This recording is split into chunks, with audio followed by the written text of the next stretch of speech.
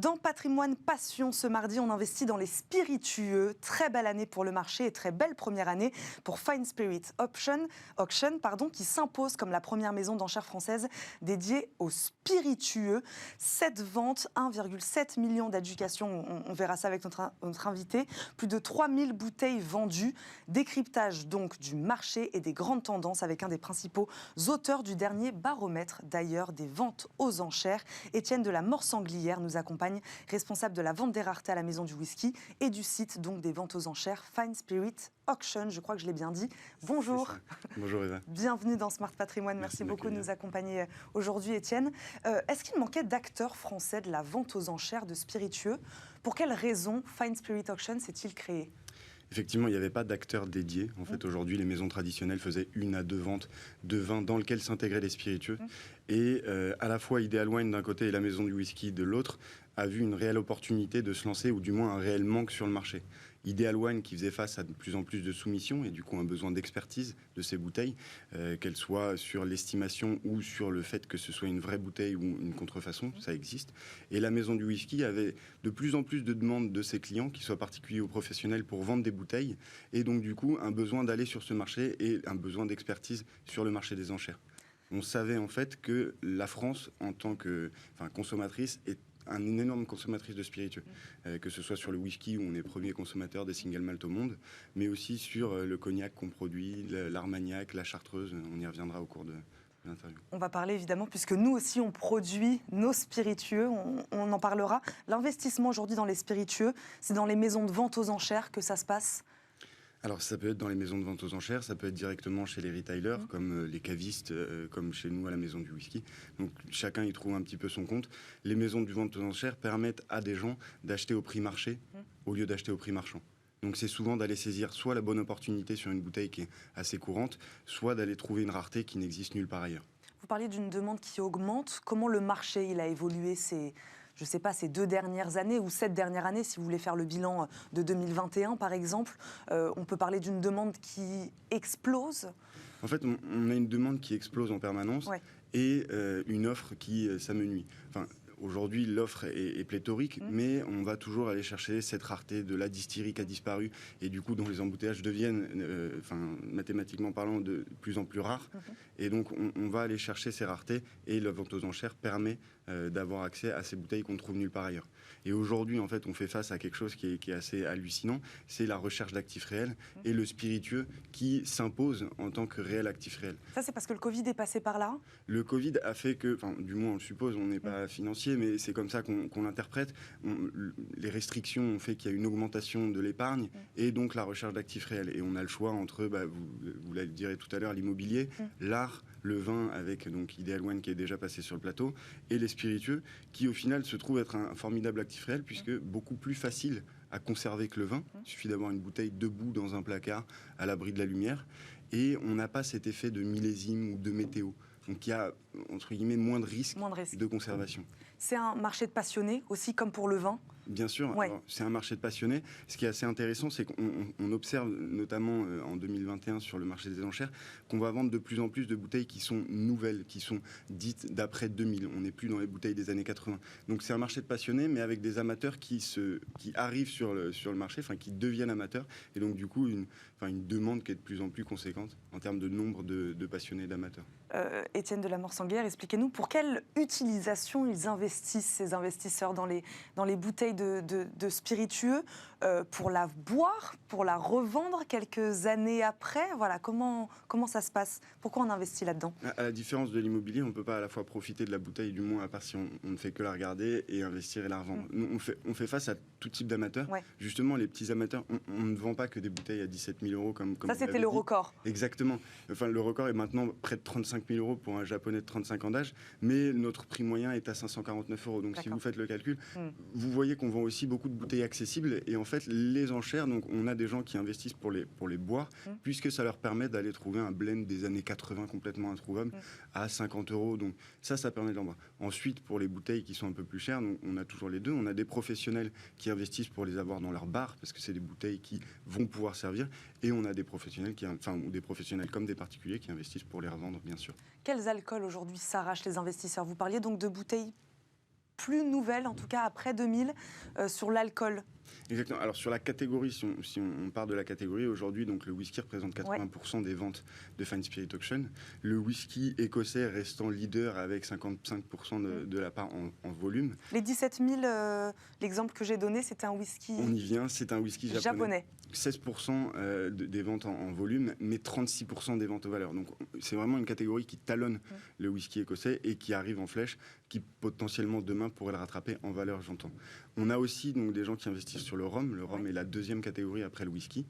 Et enfin, c'est une catégorie qui est en pleine croissance puisque le whisky a déjà formidablement augmenté en prix et le rhum arrive derrière le whisky avec une croissance qui est décomplexée puisque l'amateur de rhum sait déjà ce qui s'est passé sur le whisky et arrive à se projeter sur sa propre catégorie et en fait on a une croissance qui est bien supérieure.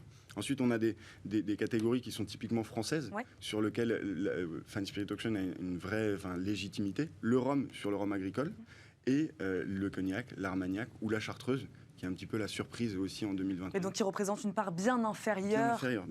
Bien inférieure, mais en pleine croissance et avec un gros potentiel, puisqu'aujourd'hui, une chartreuse, ou je prends l'exemple d'un cognac ou un armagnac, on peut encore acheter un cognac ou un armagnac de 1870, donc pré-phylloxérique, aux alentours de 1 000 €. Alors que si vous essayez de faire la même chose sur le whisky, bon courage, ce ne sera pas exactement la même chose. Mais donc on peut supposer que si les amateurs viennent pour consommer ou viennent pour investir sur du long terme, ils vont se tourner de plus en plus vers ces catégories-là qui sont le cognac et l'armagnac. Aujourd'hui c'est 4%, demain qui sait ce sera 6, 10, on sait qu'on a de la marge. Donc prix moyen, vous le disiez, 549 €. 549 €. On peut arriver avec une enveloppe de 500 € et trouver une très bonne bouteille. On peut arriver avec une enveloppe de 50 € et trouver 2 très bonnes bouteilles. On a ce qu'on appelle les long tails sur les ventes, donc c'est pas mal de bouteilles qui sont dans les tiroirs des Français. En tant que consommateur de whisky, donc on a beaucoup de bouteilles, parfois des trésors cachés, donc les gens viennent avec des demandes d'estimation et ne comprennent pas pourquoi on vient et qu'on leur dit cette bouteille vaut 2 000 €. Mais à côté de ça, on a aussi des moins bonnes surprises avec des bouteilles qui valent 20 €. Donc on peut s'amuser avec tout budget sur Fine Spirit Auction. Donc vous disiez que les spiritueux étaient moins sensibles aux conditions météorologiques, c'est ce que vous disiez tout à l'heure. En gros, à quoi faut être attentif au moment d'investir dans les spiritueux? Qu'est-ce qu'on regarde comme pour le vin? Le territoire, l'exploitant producteur, l'année, voilà, qu'est-ce qu'il faut regarder? Il faut savoir qu'un whisky ne prend de l'âge qu'en fût. Donc aujourd'hui, si vous regardez l'année, attention à l'année de distillation bien sûr, mais aussi attention à l'année d'embouteillage. Un whisky qui avait 20 ans dans les années 80, donc qui a été embouteillé dans les années 80, distillé dans les années 60, a toujours 20 ans aujourd'hui. Même s'il y a une micro-oxygénation en bouteille, entre guillemets, le whisky est assez figé dans la bouteille. Donc il faut regarder l'âge, mais l'âge de vieillissement en barrique. Après, vous pouvez regarder le type de fût. Je prends l'exemple du whisky, mais on peut regarder tout autre type d'alcool. Vous avez des fûts de Porto, des fûts de Jerez, des fûts de vin, des fûts de Bourbon pour la plupart. Donc vous pouvez regarder ça. Vous pouvez regarder aussi le degré d'alcool. Aujourd'hui, un whisky sort du fût à environ 60 degrés.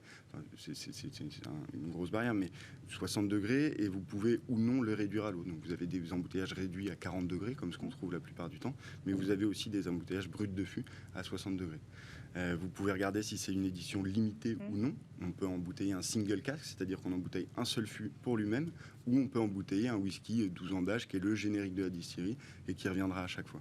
Il y a il y a une grosse partie de petites informations à checker, et vous avez aussi donc des contrefaçons, donc il faut faire attention. C'est pour ça que Fine Spirit Auction a toute sa raison d'être sur le marché, puisque la maison du whisky donc, expertise avec Ideal Wine sur Fine Spirit Auction chaque bouteille qui est vendu sur la plateforme. Et toutes ces informations-là que vous venez de nous dire, vous les donnez là aussi, vous sensibilisez l'investisseur, le consommateur là-dessus. Bien sûr. Vous lui donnez l'information. Exactement. Pour chaque lot, le lot est caractérisé. Que ce soit sur le niveau de la bouteille, puisque je n'ai pas parlé, comme on parle au lot, on parle aussi du niveau de la bouteille, de l'étiquette, est-ce qu'il y a un pack, est-ce qu'il n'y a pas de pack, mais on parle aussi donc de l'année de distribution, de l'année de distillation, peut-être de la mise à prix.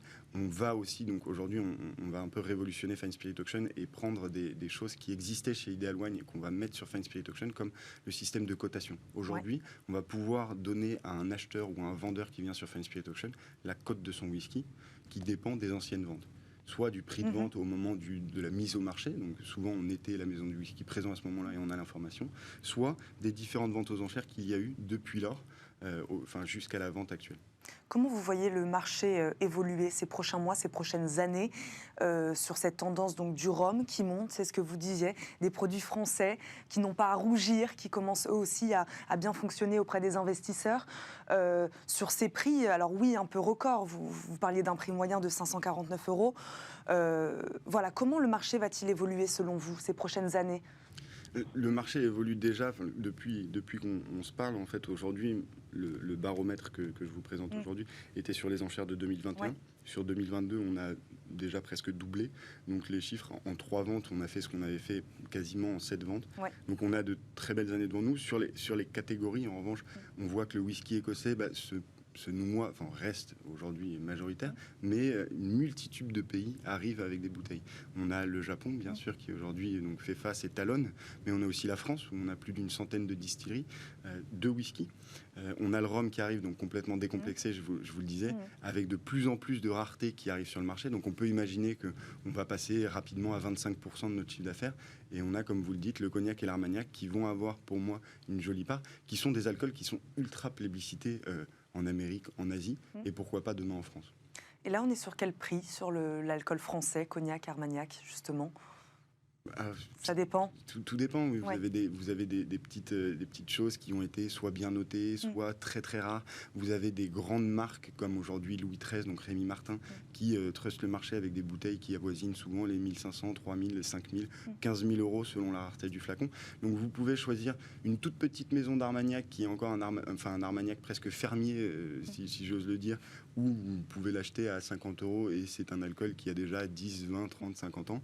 Et vous avez à la fois des marques qui sont déjà qui ont leur place et qui sont très instituées et qui peuvent tout de suite dépasser les 20 000, 30 000 €. Donc il n'y a pas vraiment de règles. Certes, c'est beaucoup plus abordable que le whisky, mais il y a aussi des marques et il y a aussi donc, des prix qui sont non pas excessifs, mais qui sont assez consistants. Bon, on va terminer sur ces mots. Je rappelle aussi que l'abus d'alcool est dangereux pour la santé, évidemment.